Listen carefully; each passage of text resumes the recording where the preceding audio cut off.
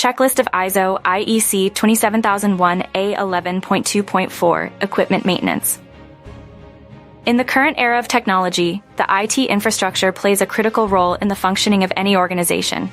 It is important to ensure that the supporting utilities and equipment are functioning properly to minimize the risk of downtime and potential losses. In this video, we will discuss one of the important aspects of information security: equipment maintenance. We will provide a checklist to help you assess whether the equipment in your organization is being properly maintained and serviced by qualified personnel.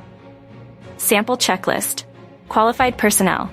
Verify that only qualified personnel carry out maintenance of equipment. This includes infrastructure and network devices, laptops, desktops, safety and utility equipment such as smoke detectors, fire suppression devices, HVAC, access control, and CCTV.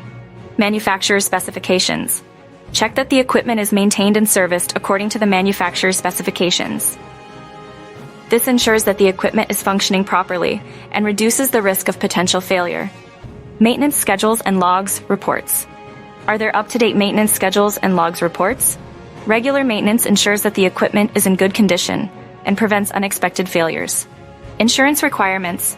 If the equipment is insured, verify that the maintenance and other requirements of the insurance contract are satisfied.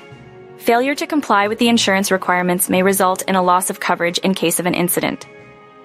Equipment maintenance is an important aspect of information security. Regular maintenance and servicing of equipment can help prevent unexpected failures and downtime.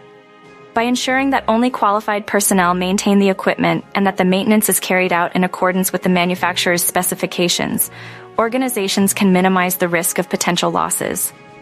It is important to keep up-to-date maintenance schedules and logs reports to keep track of the equipment's condition. Finally, if the equipment is insured, it is important to ensure that the maintenance and other requirements of the insurance contract are satisfied to avoid a loss of coverage in case of an incident.